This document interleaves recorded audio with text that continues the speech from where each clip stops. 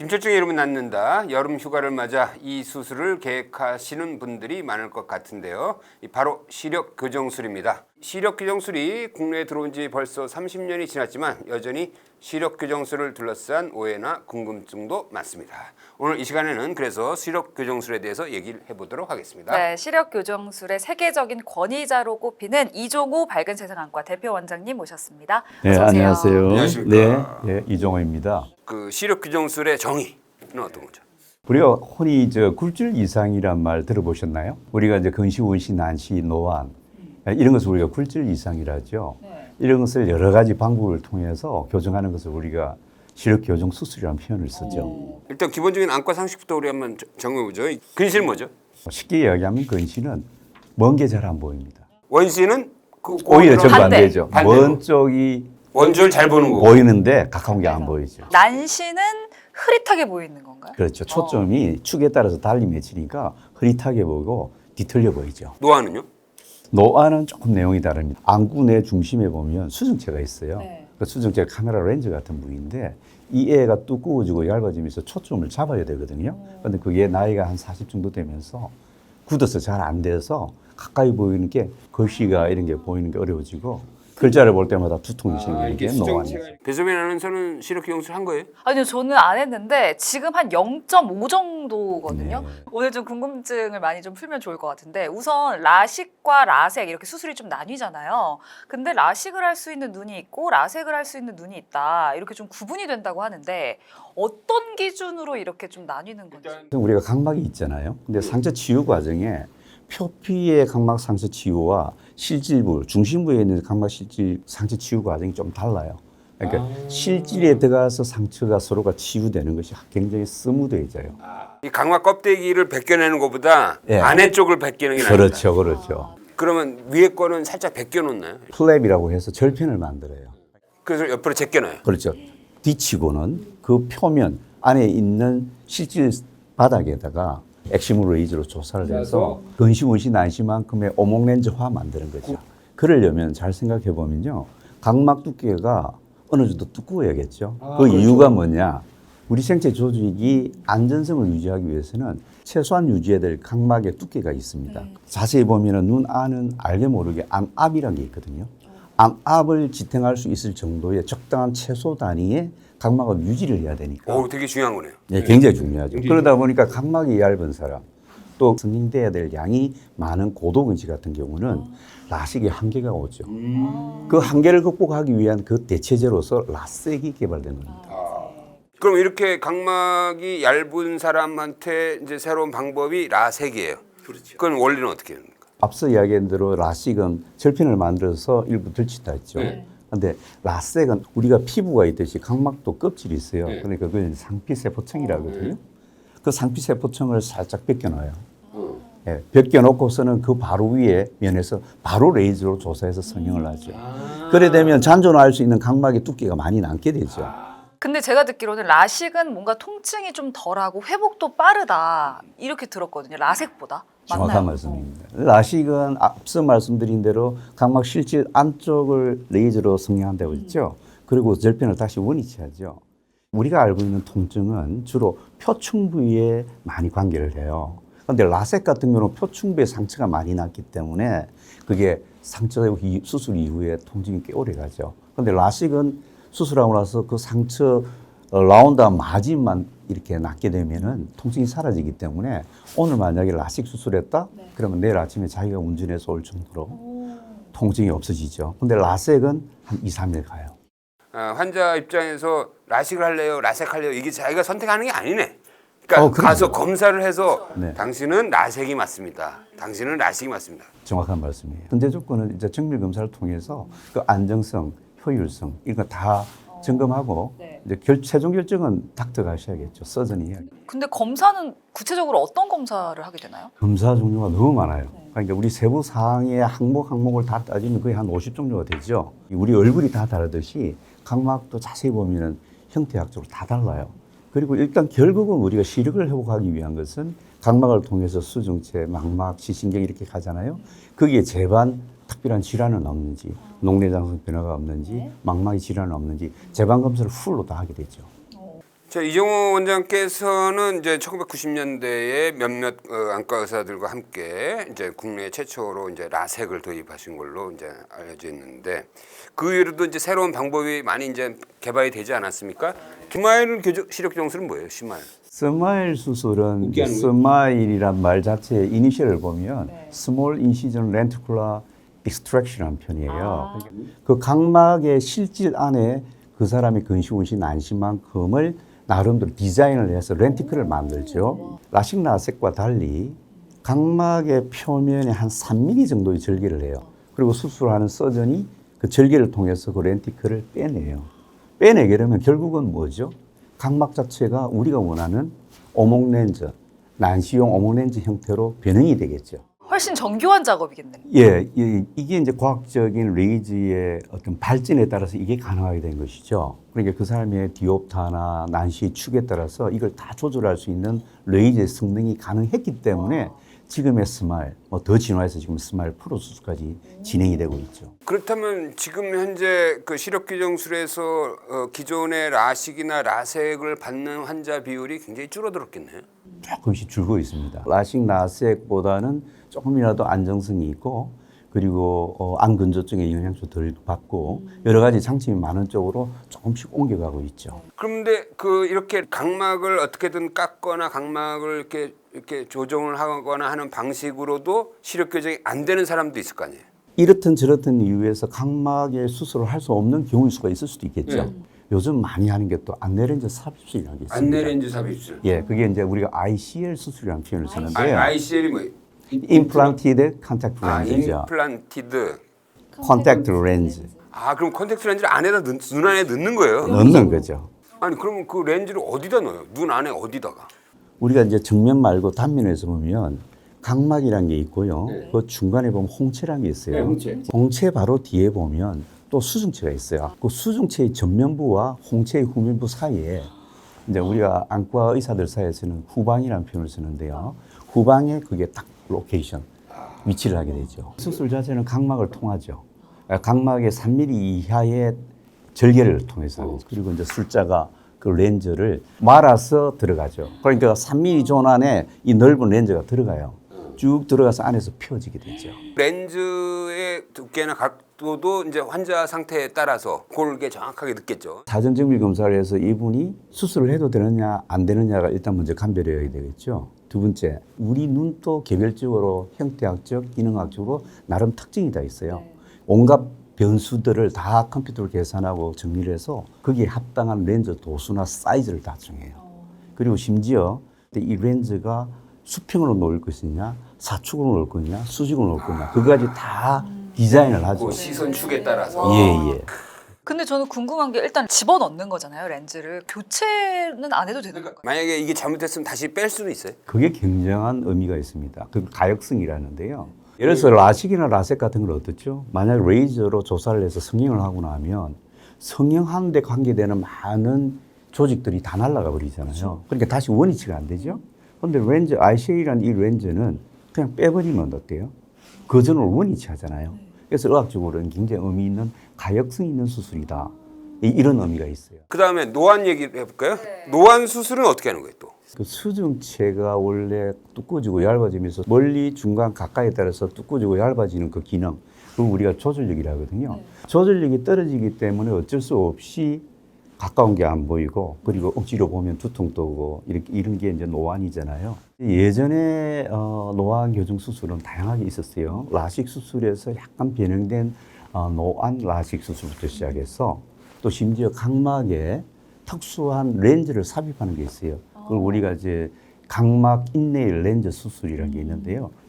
요즘 가장 안전성 있고 좋은 수술은 한마디로 이야기하면 ICL 렌즈인데 ICL 렌즈의 광학구가 노안까지 해결할 수 있고 극복할 수 있는 비바 ICL 렌즈라는 게 지금 한 2년 전부터 시행하고 있어요. 비바? 오. 앞에 또 기다가 붙네요. 네. 비바 렌즈 수술을 제가 이제 국내에서 처음 시작했지만 네. 그게 지금 한 2년 정도 됐거든요. 비바 ICL 렌즈가 갑자기 나타난 렌즈가 아니고요. 2002년부터 시작했던 ICL, 이 안내렌즈 삽입술의 그 렌즈와 똑같아요. 단순히 렌즈의 광학구만 이도프로 해가지고 심도가 깊어진 렌즈거든요. 그러니까 수술에 관련되는 안정성이나 수술 방법, 그 과정은 100% 다 똑같아요. 그러니까 그 안정성에 대해서는 걱정할 내용이 아닌데 이 모든 수술이 그렇지만 가능성과 한계성이 항상 있거든요. 그래서 사정정밀 검사가 중요하다는 거예요. 사정정밀 검사에서 이분이 난시의 정도나 노안의 정도나 이런 모든 내용들이 이분한테 덕과 실을 원했을 때 덕이 많다고 할 때 수술을 결정하는 거죠. 두 번째는 이제 노안도 있으면서 요즘은 또 40대 후반부터 사실은 백내장이 의외로 빨리 와요. 언젠가는 백내장 수술을 하게 되거든요. 그런데 백내장 수술하고 나서 거기에 삽입하는 인공수증체를 아예 다초점 인공수증체를 삽입하게 되면 멀리 중간 가까이로 보이죠. 그래서 요즘 노안을 내가 교정하고 극복하고 싶다를 그냥 핵심만 이야기하면 안내렌즈 삽입술의 비바 아이실 렌즈나 혹은 백내장을 교정할 때 다초점 백내장 수술을 하는 것이 두 가지가 요즘 현실적으로 굉장히 효율적인 수술이다. 근데 젊은 사람은 회복이 빠르고 좀 나이 든 사람은 회복하는데 좀 시간이 오래 걸리지 않을까 싶어요. 30대 수술하신 분들은 대부분 어느 정도 안정화되는 건 한 달 정도로 느낌이 오네요. 그런데 40, 50대들은 서너 달 정도의 어떤 적응 기간이 필요한 것 같아요. 사실 제 주변에 이 교정술을 받으신 분들이 꽤 많은데 수술한 이후에 안구 건조증이 생겼다 아니면 심해졌다 또 빗번짐이 생겼다 뭐 이런 이야기들을 많이 하시더라고요. 실제로 연관성이 있는 겁니까? 연관성 일부 있습니다. 라식, 라섹, 스마일 프로 같은 거는 여하튼 각막에다 수술하잖아요. 그러면 각막에는 우리가 알다시피 아주 예민한 신경들이 다 분지가 돼 있어요. 그런데 그게 일부 어쨌든 레이저로 인해서 훼손이 되죠. 그러니까 각막의 민감도가 좀 떨어져요. 그러니까 망막의 민감도가 떨어진다는 말은 우리 눈물 분비에 영향을 줘서 감소시킨다는 거죠. 그래서 1년 내지 1년 반 정도 동안은 안 건조증이 좀 더 심화돼요. 한 1년 반 정도 지나면 거의 90% 내지 95% 원칙이에요. 그래서 환자분한테 미리 안 건조증이 올 수 있는 부분을 충분히 고지하고 관리에 대한 필요성을 굉장히 중요하게 이야기하죠. 어떻게 좀 관리를 잘 할 수 있을까요? 쉽게 이야기하면 일단 환경을 컨트롤해야 되죠. 예를 들면 제가 이렇게 뭔가 일을 하거나 뭔가 생활하는 공간에 에어컨 바람, 히터 바람 바로 눈을 받는다든지 차를 운전하는데 바로 바람이 눈이 온다든지 할 때는 조심해야겠죠. 선글라스를 좀 낀다든지 정말로 심하면 가습기를 튼다든지 그리고 평소에도 한 1년 반 정도는 인공 눈물 등등을 소지하면서 필요에 따라서 자주 사용한다든지. 눈 번짐은 야간 눈 번짐? 네, 심하다고 하더라고요. 운전할 때 조심해야 된다 막 그러는데. 빗번짐은 필연적으로 완전히 피할 수는 없어요. 맞아요. 그 이유가 뭐냐면 어쨌든 각막을 성형한다고 했죠. 각막을 성형하면 원래의 모습에서 약간 변형되는 변곡점 부분에서는 빛이 약간 산란이 되죠. 산란이 되니까 빛이 약간 부셔 보이고 빗번짐이 있을 수 있는데 그것도 사람 개인에 따라서 천차만별이에요. 예를 들어서 동공이 체질적으로 좀 크신 분은 그게 조금 더 많이 느끼실 것이고 아니면 또 약간 예민한 분도 계시고요. 아예 못 느끼시는 분도 훨씬 많아요. 아, 그래요? 예, 그러니까 이제 일부는 있는 것은 분명하다. 이미 이제 시력 교정술을 하신 분들도 계실 테고 계획하신 분들도 계실 텐데 생활 속에서 좀 눈 건강을 위해서 실천할 수 있는 어떤 꿀팁들이 있다면 알려주시면 좋을 것 같아요. 좀 현실적인 부분을 말씀드릴게요. 핸드폰을 조금 절제하는 습관. 사실 우리 현대인들 핸드폰 엄청 쓰시죠? 안 쓸 수는 없잖아요. 최소한 한 10분 정도는 닫고 눈 휴식을 해주는 그게 지혜가 필요할 것 같고요. 두 번째로는 안건조증 관리, 그러니까 환경적 요소를 굉장히 관리를 좀 잘해주면 너무 좋을 것 같고요. 그다음에 TV나 이런 모니터에 보면 청색광이 많이 나와요. 그러니까 청색광이 요즘 현실적으로 각막에도 안 좋고 백내장도 유발하지만 사실 망막 쪽에 황반 변성이나 기타 등등도 영향을 미치거든요.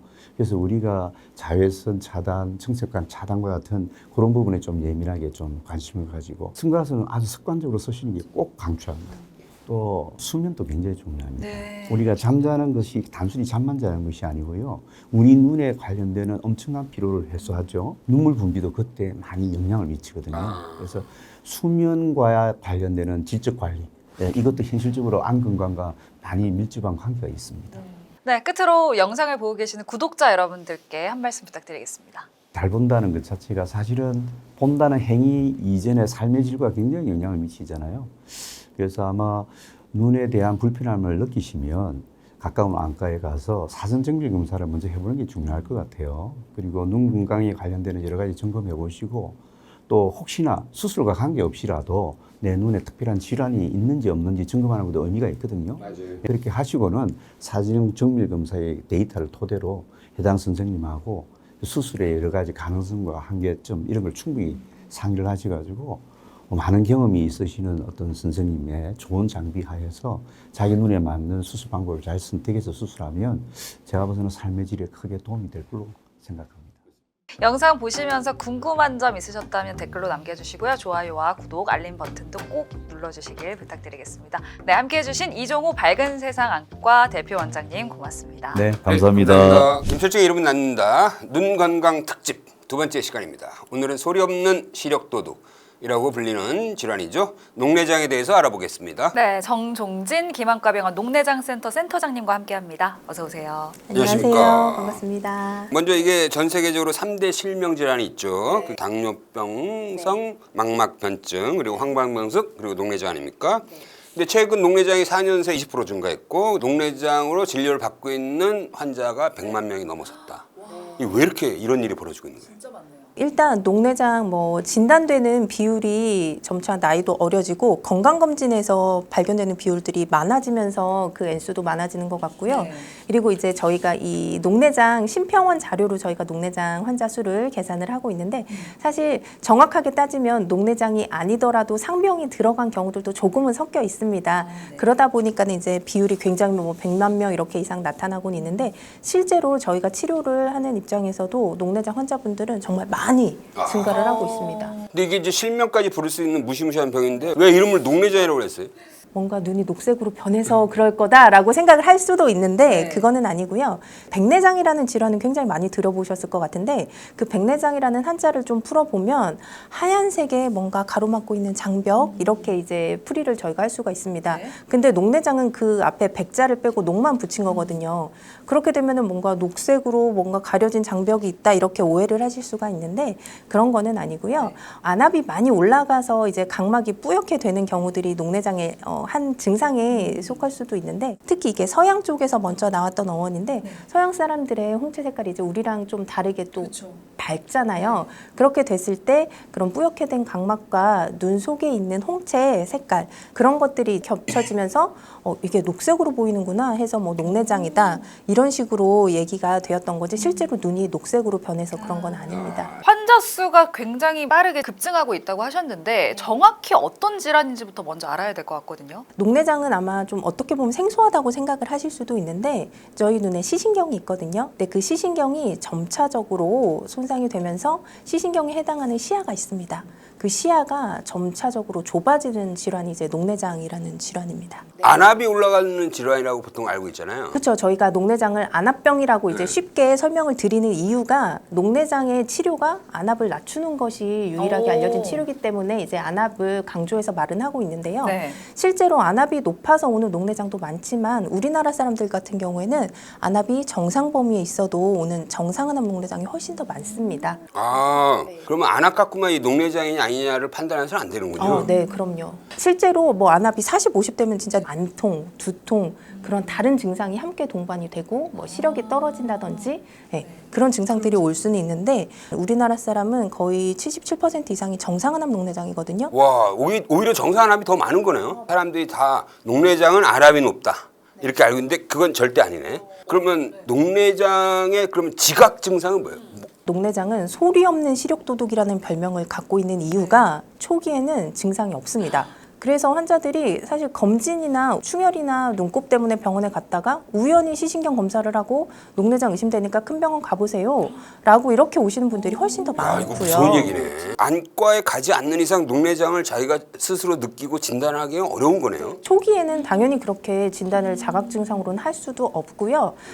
시신경이 점차적으로 이제 손상이 되면 시야가 좁아진다고 말씀드렸잖아요. 근데 그 시야도 주변부부터 좁아지니까 우리가 이렇게 일상생활하는 시야는 큰 손상이 초반에는 없어요. 그래서 이제 증상이 나타나는 중심 시야까지 침범을 했을 때는 이미 병이 꽤 많이 진행한 상태라는 거죠. 야, 그러면 내 시야가 좀 좁아졌구나라고 느낄 만한 자각 증상은 없어요? 맞아요. 그게 실제로도 집에서 하는 자가 테스트도 있습니다. 이 중심부에서 주변부를 이렇게 뻗으면서 이 손이 어디쯤에서 없어지는지 그런 거를 보면서 시선은 가운데 그쵸, 있어야죠. 가운데 있어야죠. 있으면서 내 손이 안 맞습니다. 보이는 거. 뭐 여기서 한 30도, 40도인데도 안 보인다. 그러면 그건 진짜 오. 그쪽에 시야 결손이 있는 거기 때문에 근데 이거 다 보인다고 녹내장 아니다라고 또 할 수 없는 거죠. 없죠. 왜냐면 초기에는 당연하죠. 증상이- 주변부부터 이제 시야가 좁아지니까는 중심 시야만 저희가 가지고 거의 생활을 하다 보니까는 증상이 없을 수도 있고 안압이 높아지게 되면은 네. 까만 눈동자도 뿌옇게 되고 시력도 떨어지고 그런 이제 우리가 일상생활에 불편한 증상이 나타나요.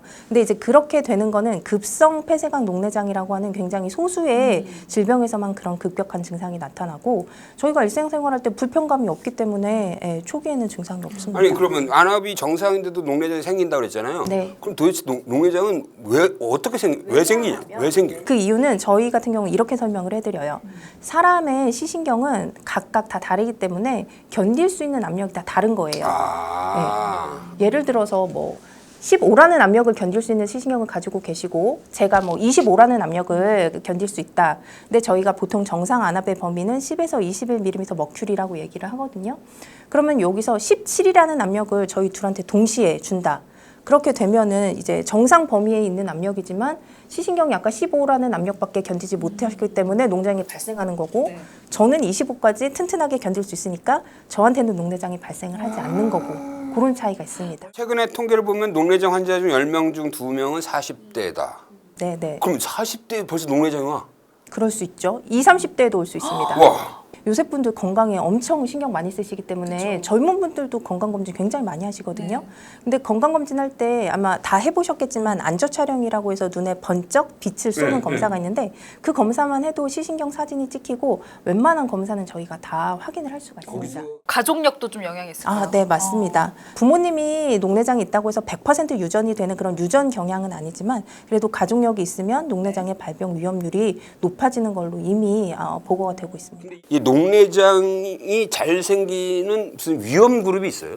아, 네. 실제로 있는데 요새 애들 공부 되게 많이 해서 안경 많이 끼잖아요. 그런 것처럼 이제 근시가 많이 늘어나게 되고 근시가 많이 심한 사람은 저희가 이제 고도근시라고 이야기를 하는데 이런 고도근시가 녹내장의 위험 인자로 하나가 알려져 있고 저희가 어린아이들 뭐 아토피가 있다든지 천식이 있으면 스테로이드를 뭐 먹기도 하고 주사도 맞고 흡입기도 하고 이러는데 그런 스테로이드를 장기간 사용을 하게 되면 또 안압이 올라갈 수가 있습니다. 그래서 안압이 올라가는 건 어찌됐든 시신경에 안 좋은 영향을 줄 수 있어서 그것도 녹내장의 위험 인자기도 하고요. 요새 또 젊은 당뇨 많잖아요. 그런 당뇨가 있으면 안 좋은 혈관들이 생길 수가 있거든요, 눈 속에. 그래서 신생혈관 녹내장이라고 또 그런 질병도 생길 수가 있습니다.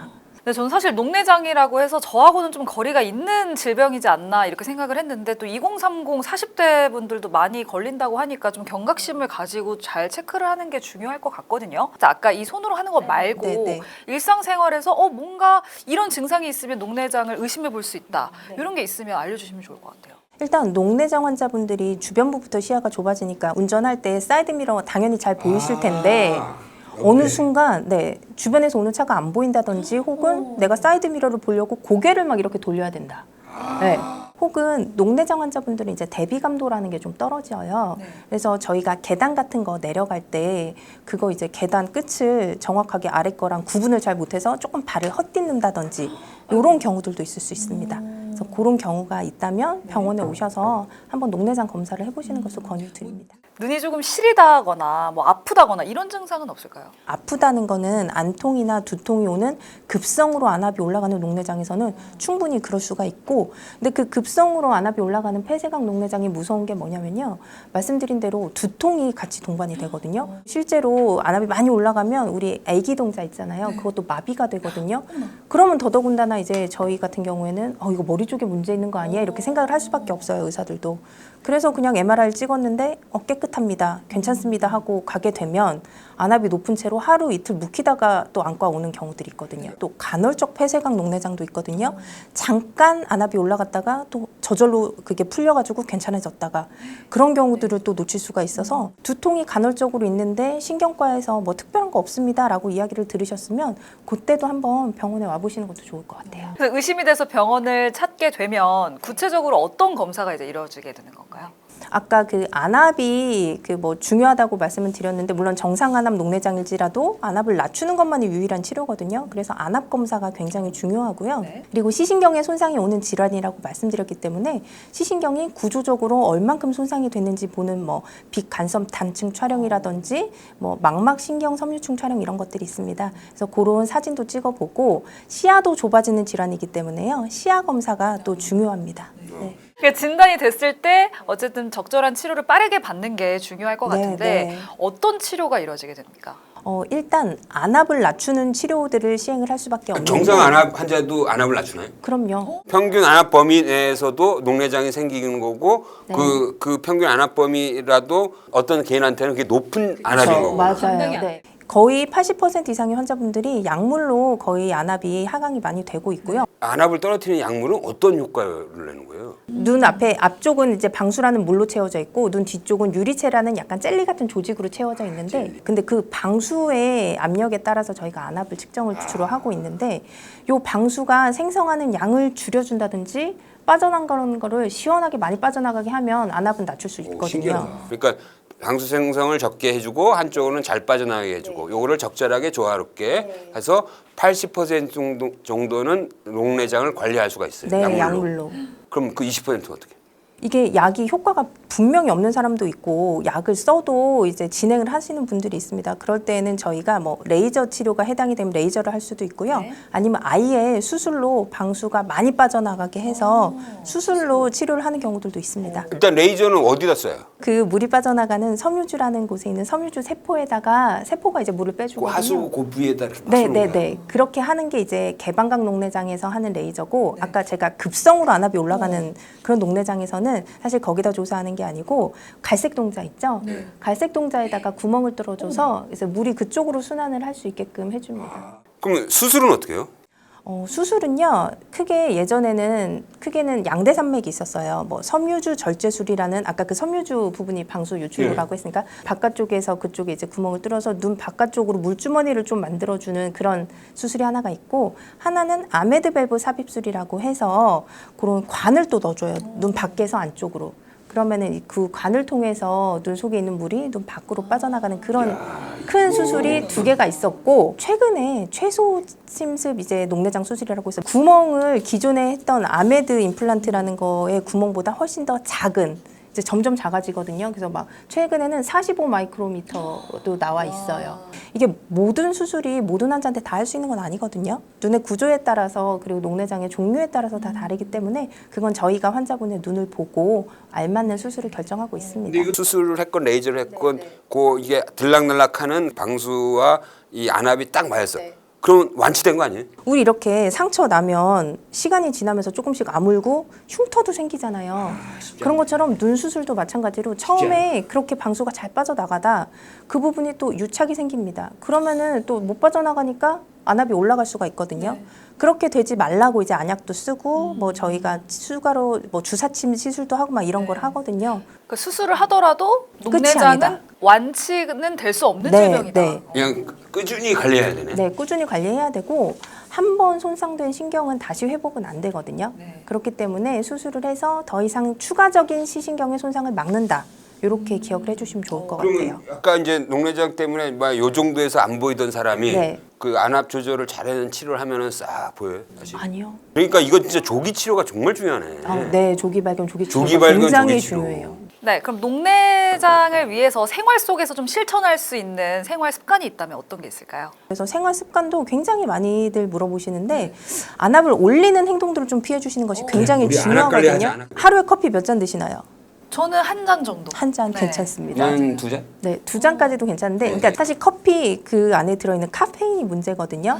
근데 소량의 카페인은 괜찮습니다. 네. 그래서 저희가 하루에 뭐 한두 잔, 많게는 2~3잔도 괜찮다 말을 하지만 고함량 음료들 있잖아요. 네. 고카페인. 그런 거를 이제 복용을 하게 되면 일시적으로 안압이 또 올라가거든요. 에너지 음료 이런 네, 것들. 그래서 그런 걸 좀 피하시라고 이렇게 말씀을 드리고 있고요. 네. 눈에 힘 주면 어떻게 해요? 눈에 힘 주면서 배에 힘 주면 당연히 안압 올라가요.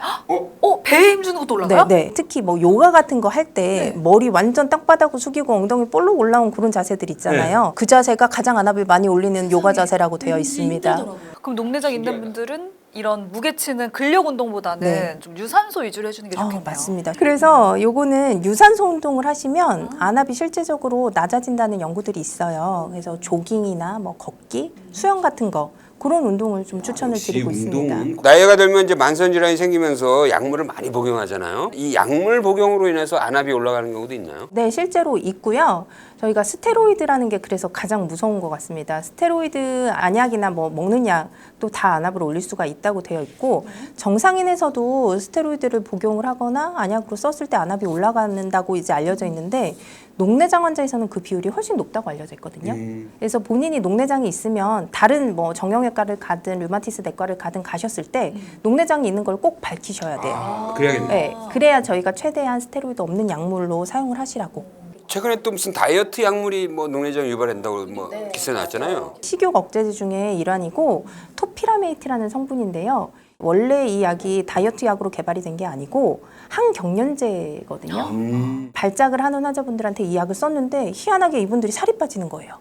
그래서 이 부작용을 오히려 역이용해서 이거를 식욕 억제제로 사용한 약인데 근데 일부 환자들에서 그 물이 빠져나가는 곳에 있는 섬모체라는 그 구조물을 좀 퉁퉁 붓게 만듭니다. 그래서 빠져나가는 곳을 이제 구조적으로 좀 막게 될 수가 있거든요. 그래서 이제 요것 때문에 급격하게 안압이 올라가는 급성 폐쇄각 발작이 올 수가 있습니다.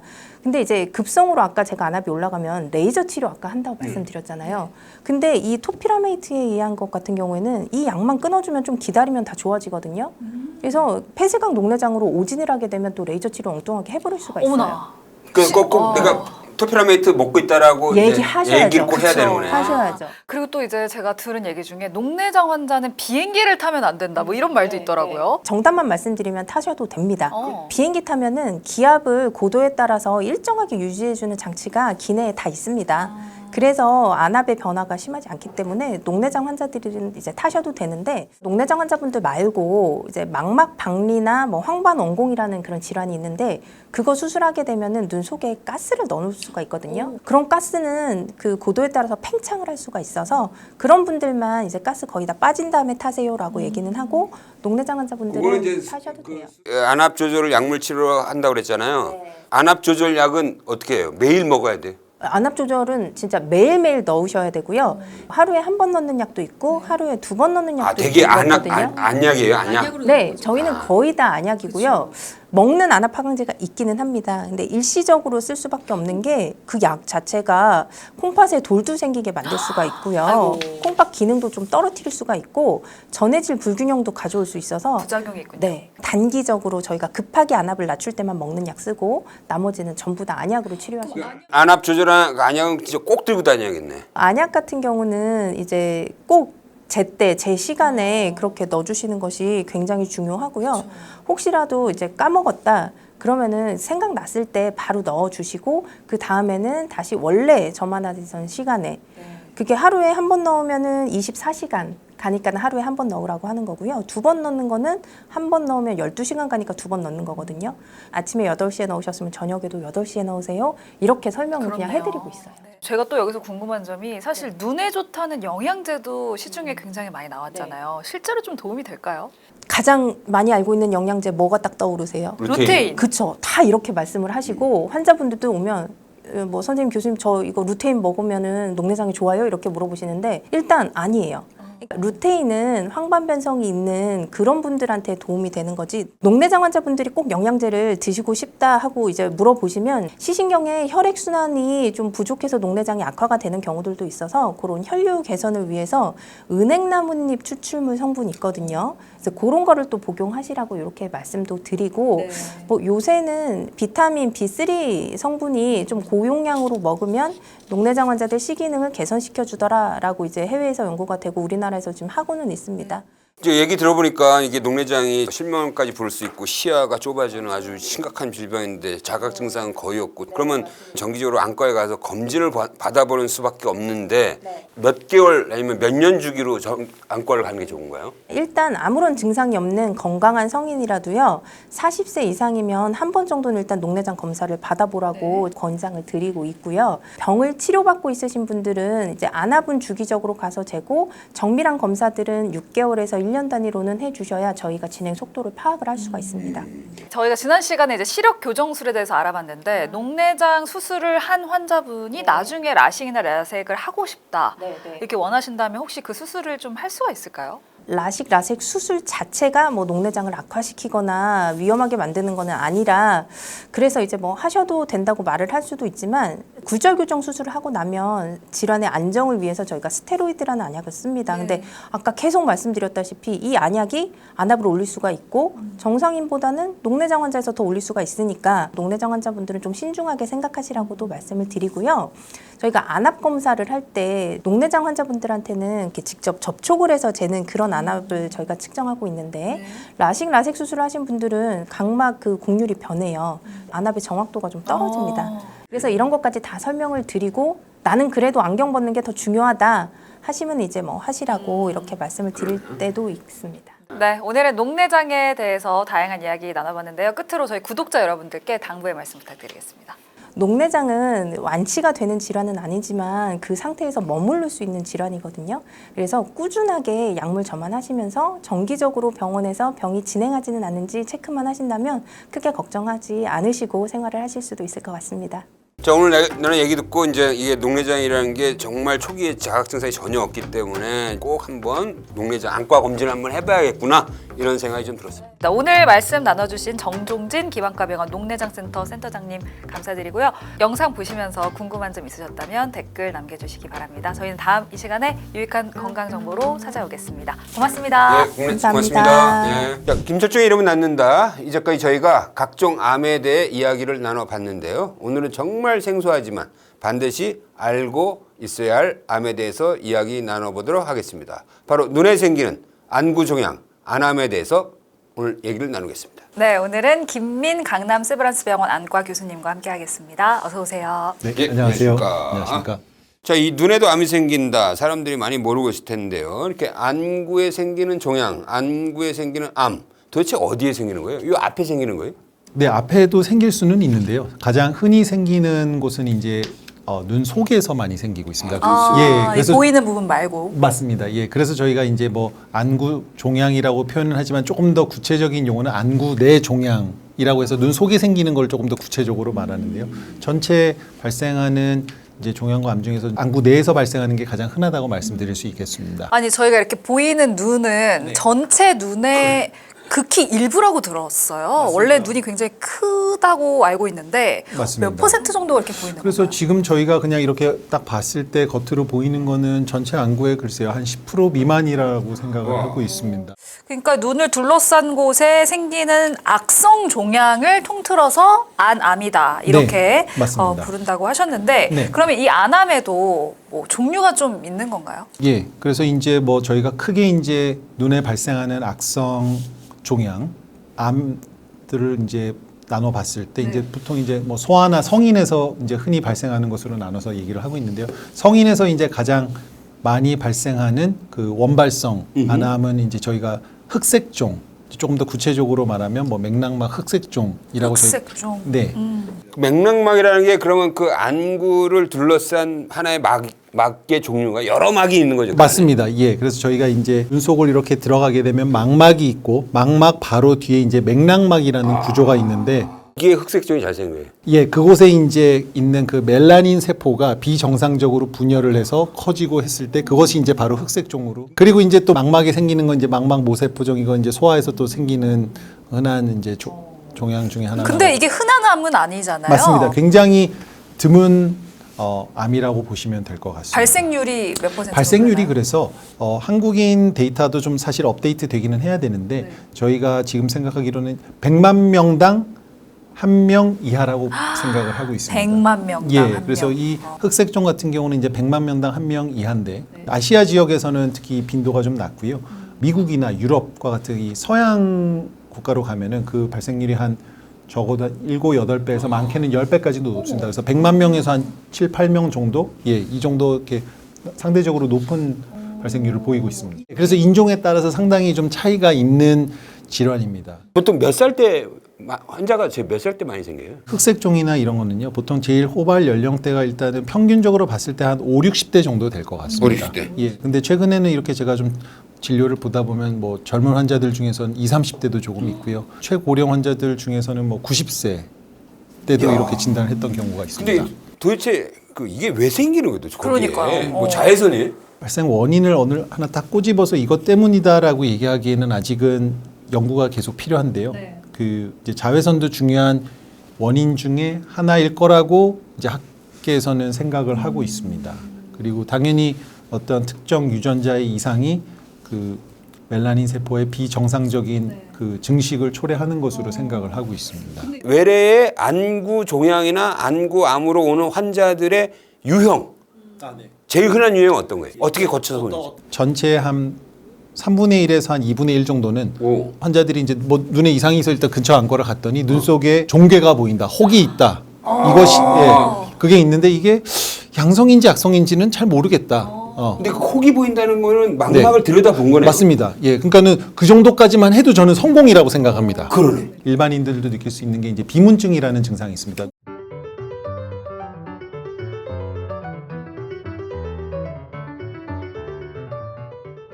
단순 노화로 인한 비문증인 경우도 많지만 특히 또 이제 뭐 눈 속에 출혈이 생긴다거나 염증이 있을 때도 비문증의 증상을 느낄 수가 있습니다. 그래서 저희가 증상만 가지고는 진단이 어려운데 출혈이 있고 그걸로 인해서 비문증을 느끼는데 그 밑에는 사실 알고 보니 이런 악성 흑색종이 숨어 있는 경우가 있을 수가 있습니다. 근데 이런 출혈 때문에 가려서 사실은 안 보이죠. 그렇게 되면은 일단 출혈이 좀 가라앉을 때까지 이런 약도 써보고 저런 약도 써보고 기다리다가 뭐 혹은 출혈을 제거하는 수술을 하고 났더니 그 밑에 이렇게 이제 암덩어리가 숨어 있는 거. 거죠. 예, 그걸 이제 발견을 하고 그제서야 이제 오시는 분들도 있고요. 네, 또 망막 박리라는 저희 질환이 있습니다. 안과에는. 오, 이거 되게 흔한 거잖아요. 예, 예, 상대적으로 흔하긴 합니다.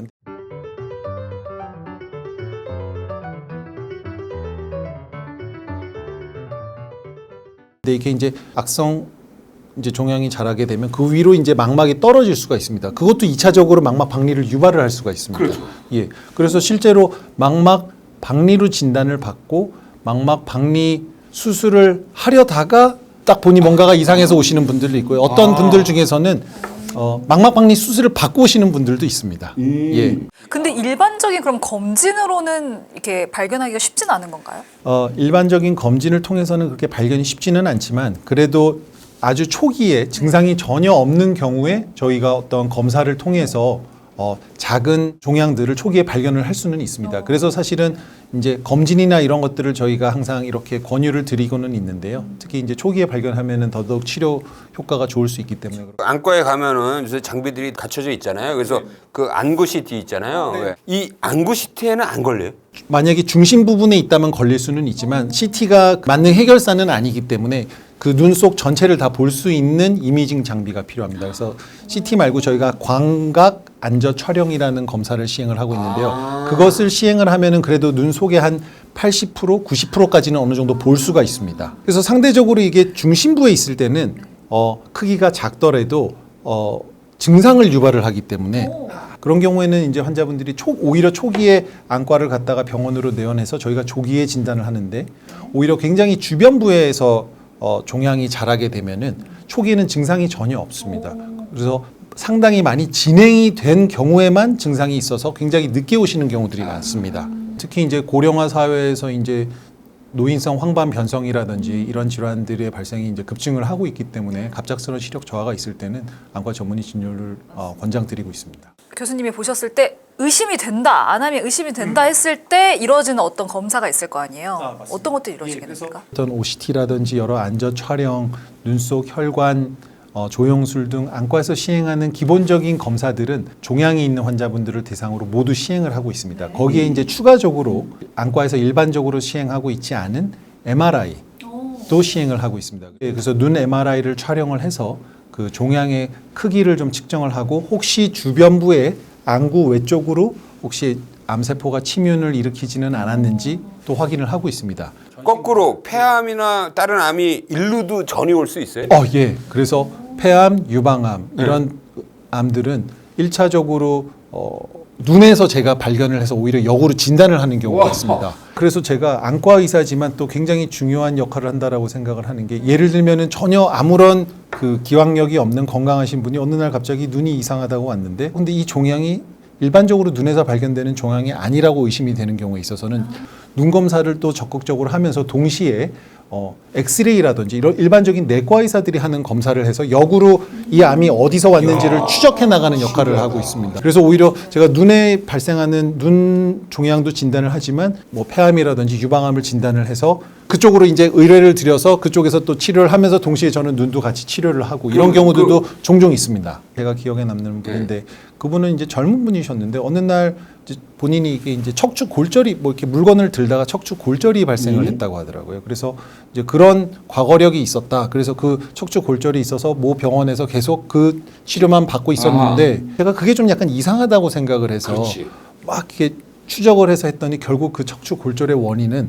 폐암이었고 그 폐암이 뼈로 간 거예요. 뼈 전이가 이미 발생한 상태였고 이제 눈으로도 온 거지요. 그래서 제가 항상 그 전공의들과 저희 강사들 교육할 때도 우린 항상 의심을 가지고 어느 특정 진단에 너무 집착하지 말고 항상 간별 진단을 여러 개를 염두를 해두고 우리가 모든 가능성들을 열어두고 접근하지 않으면 중요 질환들을 놓칠 수가 있다라고. 그럼 이제 악성인지 양성인지를 판단하려면 어떤 네. 조직 검사 같은 게 이루어져야 되지 않나 싶거든요. 맞습니다, 맞습니다. 눈 같은 경우는 이게 워낙 눈 속 깊숙이 위치를 하고 있기 때문에 조직 검사를 시행하는 것이 쉽지가 않습니다. 접근도 어렵고 여러 가지 합병증도 발생을 할 수가 있고 설사 조직을 얻더라도 그 조직의 양이 굉장히 적기 때문에 조직 검사를 통해서 진단을 내리기가 굉장히 어렵습니다. 그렇기 때문에 임상적인 진단을 내리는 경우가 제일 흔한 진단법 중에 하나입니다. 이제 치료를 하면서 동시에 조직 검사를 나갑니다. 왜냐하면은 조직 검사를 또 시행하고 또 다른 수술을 받고 이 환자가 굉장히 여러 번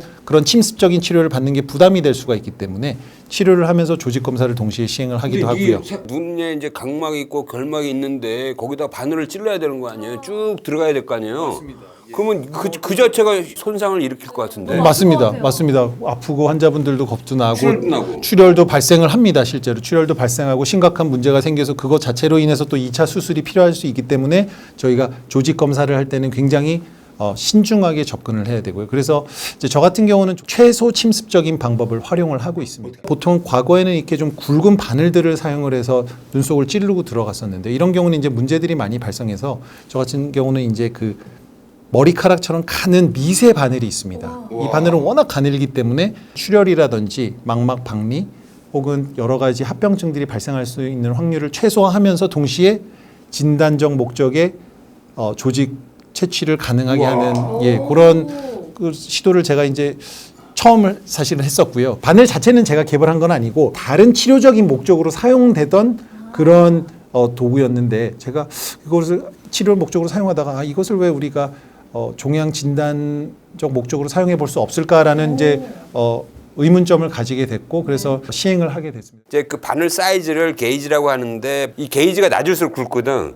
그러니까 18게이지, 23게이지만 해도 굉장히 가늘다라고 하는데 이거에 쓰이는 건 몇 게이지? 41게이지 바늘을 쓰고 있습니다. 이게 큰 바늘 할 때는 그냥 형태가 쫙 빨려 나오는데 이거는 그냥 세포가 그냥 쫙 빨려 나오는 거예요. 맞습니다. 예. 병리과 의사가 그 세포를 보고 진단을 하는 거예요. 맞습니다. 예. 그래서 제가 지금 하고 있는 이 분야는 사실 저 혼자 열심히 한다고 해서 잘 할 수 있는 분야가 아니고 제가 굉장히 주변에 그 저희 동료들의 도움을 많이 받고 있습니다. 아니 근데 보통 암이라는 게 병기가 나뉘잖아요. 맞습니다. 안암도 병기가 좀 병기가 나뉘나요? 나눠지고 있습니다. 암 자체의 어떤 크기와 두께 이런 것들로 해서 저희가 1기부터 4기까지 이렇게 나누고 있습니다. 예. 이걸 잘라내야 되잖아요. 그거 어떻게 해요? 보통 저희가 제일 흔히 하는 치료 방법 중에 하나는 방사선 치료를 많이 하고 있습니다. 오, 눈에다가요? 예, 눈에다가 방사선 치료를 하고 있는데 이게 그냥 일반적인 방사선 치료는 아니고 근접 방사선 치료라 그래서 암의 크기가 좀 작은 경우, 두께가 5mm 정도 이하인 경우에 있어서는 방사선이 5mm까지 투과를 할 수가 있기 때문에 금속 판에 암이 있는 그 주변에다 이렇게 딱 붙여가지고 그쪽에만 집중적으로 정밀 타격을 하는 거죠. 근데 그거는 계속 갖고 있어야 되는 거네요?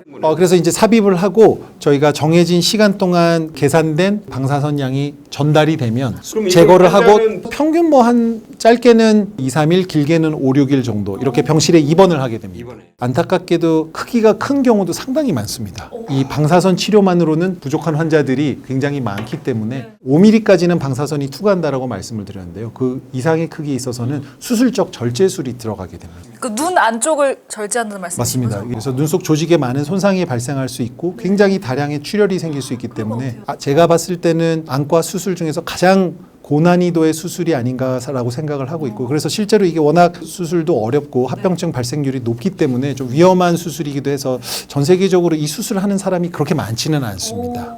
그냥 크기가 크면은 오히려 그냥 안구 적출을 환자한테 권유를 해서 시행하는 곳들도 있는 것으로 알고 있습니다. 가능한 한 안구 적출 없이 암을 최대한 잘 잘라내는 게 의사의 미션이잖아요. 맞습니다. 그래서 저는 항상 암 환자들을 치료할 때 그 세 가지 치료 목표가 있다라고 말씀을 드리고 있습니다. 첫 번째는 일단은 이 암을 치료하지 않으면 타장기에 전이를 해서 목숨을 잃을 수가 있기 때문에 환자분의 생명을 보존하는 것이 제일 첫 번째 우선순위고 두 번째로 일단 안구를 최대한 적출하지 않고 유지를 할 수 있도록 안구가 유지가 되어야지 그 다음에 이제 시력을 최대한 보존할 수 있도록 그런 단계별로 이렇게 치료 목표를 설정을 해서 시행을 하고 있습니다. 그래도 이게 눈이 워낙 예민한 또 장기이다 보니까 후유증이 있지 않을까 이런 우려가 좀 되거든요. 어떻습니까? 이제 수술이나 방사선 치료를 통해서 후유증이 발생을 할 수가 있고 뭐 가장 흔한 후유증 중에서는 이제 뭐 백내장이라든지 이런 부분들이 생길 수가 있는데 뭐 백내장이나 이런 문제들은 저희가 또 수술이나 치료를 할 수 있는 겁니다. 과거에는 이제 방사선 망막 병증이라 그래서 이 합병증이 발생을 하면은 이제 해결을 못 했었는데요. 최근에는 이제 약물들도 많이 좋아지고 그래서 안구 내 주사를